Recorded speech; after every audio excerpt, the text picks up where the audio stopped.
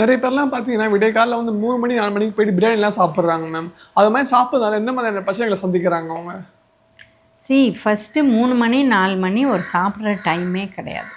இதை நம்ம வந்து மீடியாவில் சொல்கிறச்சே நிறைய பேர் கோச்சிக்கிறாங்க.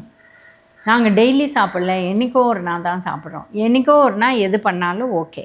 பட் 3 மணிக்கு யாருமே ஹெவி ஃபுட், ஏன்னா பிரியாணிங்கிறது ரொம்ப ஹெவி ஃபுட்.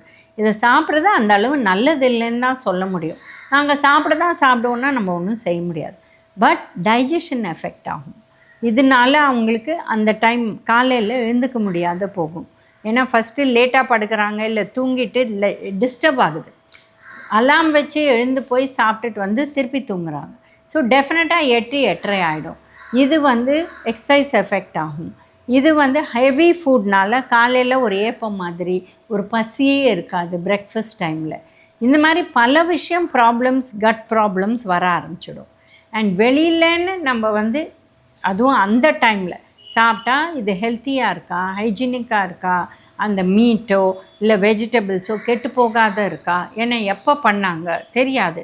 12 மணி ராத்திரி இல்லை 1 மணிக்கு பண்ணாங்களா தெரியாது நம்மளுக்கு.